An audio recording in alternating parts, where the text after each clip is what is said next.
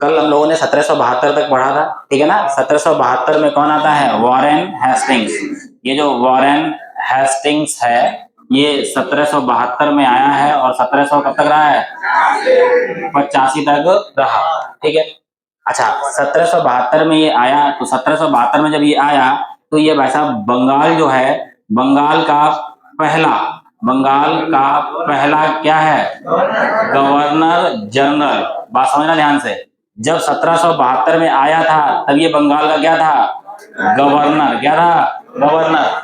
अच्छा, 1772 में बंगाल का गवर्नर था। इसके बाद 1773 में क्या आया? Regulating act. क्या आया? Regulating act. ये जो रेगुलेटिंग एक्ट आया था 1773 में, इसमें जो बंगाल के गवर्नर का पद था इसे बना दिया गया बंगाल का गवर्नर जनरल। तो बंगाल का गवर्नर जनरल बनने वाला पहला व्यक्ति कौन है? Warren Hastings. और बंगाल का अंतिम गवर्नर कौन है? वॉरेन हेस्टिंग्स, ठीक है ना। अच्छा, इसी रेगुलेटिंग एक्ट के तहत 1774 में एक सर्वोच्च न्यायालय की स्थापना हुई। कौन सर्वोच्च न्यायालय है ये? कोलकाता या कलकत्ता का सर्वोच्च न्यायालय था। इसके मुख्य न्यायाधीश कौन थे? Elijah Impey. इसके मुख्य न्यायाधीश थे एलिजा इम्पे। अच्छा, एलिजा इम्पे, तीन अन्य न्यायाधीश थे, लेमेस्टर, हाइड और चैम्बर्स। अच्छा, ये जो एलिजा इम्पे भाई साहब थे, इन्होंने क्या किया कि, या हम कह सकते हैं कि वॉरेन हेस्टिंग्स की सहायता करी। किसने? एलिजा इम्पे ने, ठीक है ना। और एलिजा इम्पे ने, एक व्यक्ति है नंदलाल, क्या नाम है इनका? नंदलाल। और नंदलाल को क्या दिलवा दी? फांसी दिलवा दी। अच्छा, नंदलाल को जो फांसी हुई धोखाधड़ी के मुकदमे में हुई, इसमें फर्जी गवाह तैयार किए गए थे। इस वजह से इस जो फांसी हुई नंदलाल की, इसे क्या कहा गया? न्यायिक हत्या कहा गया। क्या कहा गया?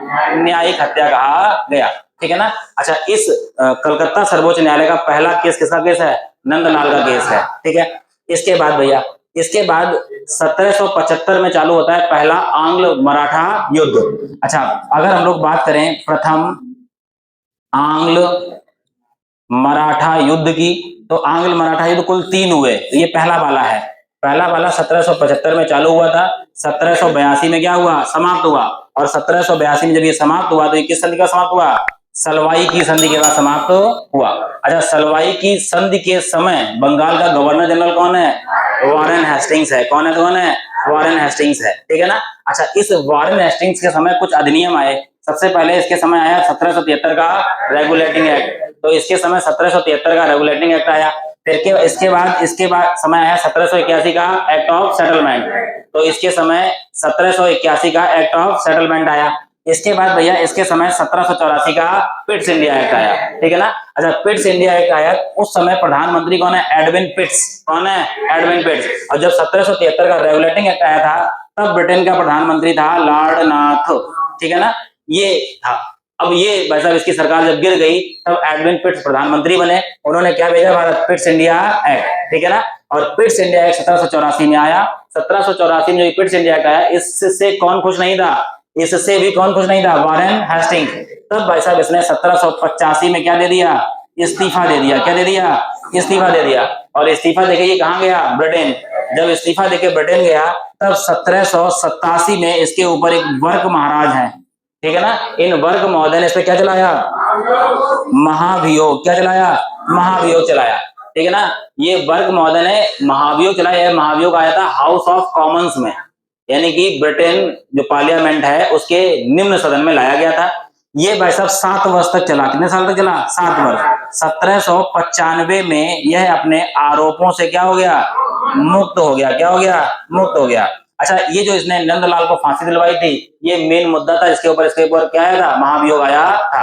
अब महाभियोग आया, महाभियोग जो आया था उसमें यह सिद्ध करने में मतलब सफल हुआ, कह सकते हैं कि इसने गैर कानूनी कार्य तो किया है लेकिन इसने अपनी फायदा के लिए कोई भी कार्य नहीं किया। और इस वजह से ये 7 साल तक चलने वाले महाभियोग से क्या हो गया? ये मुक्त हो गया, ठीक है।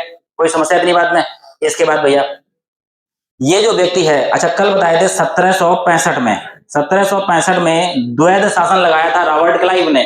किसने लगाया था? रॉबर्ट क्लाइव ने। और 1772 में यह द्वैध शासन किसने समाप्त करवा दिया? वॉरेन हेस्टिंग्स ने क्या करवा दिया? समाप्त करवा दिया। किसने करवा दिया? वॉरेन हेस्टिंग्स ने। अच्छा, ये जो व्यक्ति है इसने राजकीय कोषागार, ये जो राजकीय कोषागार है इसे मुर्शिदाबाद से कहां स्थानांतरित किया? मुर्शिदाबाद से इसे कहां पहुंचा दिया? कोलकाता पहुंचा दिया। कहां पहुंचाया? कोलकाता। अच्छा, दो बातें बताई थी।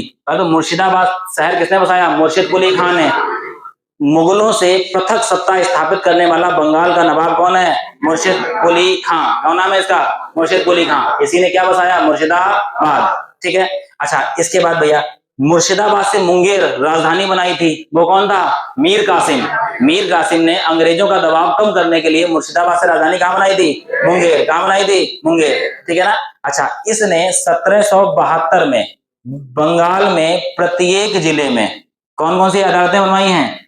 दीवानी अदालतें बनवाई हैं। और कौन सी बनवाई हैं? फौजदारी, यानी कि अलग अलग बनवाई है। फौजदारी अदालतों की स्थापना करवाई। तो दीवानी अदालतें और फौजदारी अदालतों की स्थापना किसने करवाई है? वॉरेन हेस्टिंग्स ने करवाई है। ठीक है ना। इनकी संख्या 36 के आसपास थी उस टाइम पे। ठीक है। इसके बाद भैया, इसके बाद आता है 1780। 1780 में भाई साहब इन्होंने क्या करवाया है? 26 जनवरी 1780। 26 जनवरी 1780 क्या हुआ भैया? पहला समाचार पत्र। अच्छा, पहला समाचार पत्र कौन सा था? The Bengal Gazette. क्या नाम है? The Bengal Gazette. ये जो द बंगाल गजट अखबार था, किसने छापा है? जेम्स आगस्टन हिक्की, इन्होंने छापा था। ठीक है ना। ये किस भाषा में था? अंग्रेजी भाषा में था। अच्छा सुनना, भारत में प्रिंटिंग प्रेस कौन लाए थे? पुर्तगाली। वो कहां लगी थी? सेंट पॉल कॉलेज गोवा में। बंगाल में पहली प्रिंटिंग प्रेस किसने लगवाई है? जेम्स आगस्टन हिक्की ने। ये 1777-78 में लगवाई गई थी। तो भारत का पहला समाचार पत्र किस भाषा में था? अंग्रेजी भाषा में था। छापने वाले व्यक्ति का नाम क्या है? James Augustus Hicky. और इस समाचार पत्र का नाम क्या है? The Bengal Gazette. समाचार पत्र का नाम क्या है? The Bengal Gazette. अच्छा, इसके बाद आता है 1781। 1781 में भारत का पहला मदरसा कॉलेज बना। कहां बना है? कोलकाता। कोलकाता में प्रथम मदरसा कॉलेज की क्या हुई है? स्थापना हुई। ठीक है ना। स्थापना हुई। ठीक है ना। अच्छा, इसके बाद भैया 1782।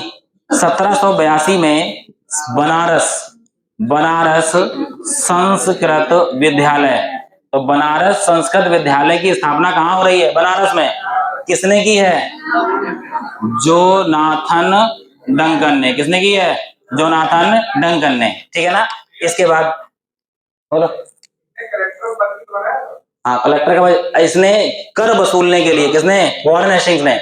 इसने कर वसूलने के लिए जिले के समस्त कार्य जिस व्यक्ति को दिए, काहे के लिए? कर वसूलने के लिए। और उसी को क्या कहा गया? कलेक्टर कहा गया। उसे क्या कहा गया? कलेक्टर कहा गया। तो पहले कलेक्टर का काम क्या था? रेवेन्यू वसूलना था। और आज सभी प्रशासनिक कार्य कौन देखता है जिले में? कलेक्टर देखता है। ठीक है। अच्छा, 1782 में जोनाथन डंकन आ गए। इसके बाद भैया दो पुस्तकें हैं। पहली पुस्तक है गीता, दूसरी है हितोपदेश। ये दो पुस्तकें हैं, इनका इंग्लिश में अनुवाद करवाया गया। किसने करवाया भैया? Charles William Wilkinson. किसने करवाया? चार्ल्स विलियम विल्किंसन ने। किसका अंग्रेजी अनुवाद कराया? गीता और हितोपदेश का। ठीक है ना। गीता पुस्तक वही वाली है कि भाई साहब हमारा प्रधानमंत्री कहीं भी जाता है, ठीक है ना, लाखों करोड़ों की डील कर लेता है, उसके बाद वापस क्या कर देता है? देखे क्या आता है? गीता। गीता में क्या लिखा था? क्या साथ लाए थे, क्या ले जाओगे। ठीक है ना। बुलेट ट्रेन जो भारत में मतलब चलेगी, ठीक है ना, अहमदाबाद से मुंबई, उसकी डील किसने की थी? जापान से। कौन करने गया था? मोदी। ठीक है ना। शिंजो अबे प्रधानमंत्री थे जापान के उस समय पर। ठीक है ना। डील तो करके आया बुलेट ट्रेन लगाने की जापान से। ठीक है ना। लॉन्ग टर्म लोन है ये, 40-50 साल में दिया जाएगा। ठीक है ना। बदले में क्या देके आए? उसके बाद वैसा प्रधानमंत्री मर गए, चला गया बेचारा। कौन? Shinzo Abe. इसके बाद भैया, इसके बाद आता है, अब सुनना दूसरी बात इसकी, वॉरेन हेस्टिंग्स की। इलाहाबाद की संधि में बताया था भैया, कड़ा का किला बताया था। कड़ा का किला। कड़ा जो किला था अवध के पास था। अवध से लेके किसे दिया गया? शाह आलम द्वितीय को। तो भाई साहब किसे मिला ये? शाह आलम द्वितीय को। और शाह आलम द्वितीय से अब वॉरेन हेस्टिंग्स ने इसे लेके वापस से दे दिया अवध के नवाब शुजाउद्दौला को दे दिया। और वापस कितने पैसे ले लिए? ये देखो बुद्धिमानी भाई साहब। जब बक्सर युद्ध हुआ तब अवध का किला तब कड़ा का किला किसके पास था? अवध के नवाब शुजाउद्दौला के पास था। तब संधि की, और संधि करके किसे दिलवा दिया? शाह आलम द्वितीय को। तब जो बक्सर युद्ध में खर्चा हुआ था वो किससे वसूला गया था? शाह आलम द्वितीय से। अब भाई साहब आके वॉरेन हेस्टिंग्स ने वही किला वापस इसको कर दिया और बदले में क्या ले लिया, 50 लाख रुपए ले लिए। ठीक है भैया। इसके बाद आता है, इसके बाद भैया Asiatic Society of Bengal, Asiatic Society of Bengal, इसकी स्थापना किसने की है,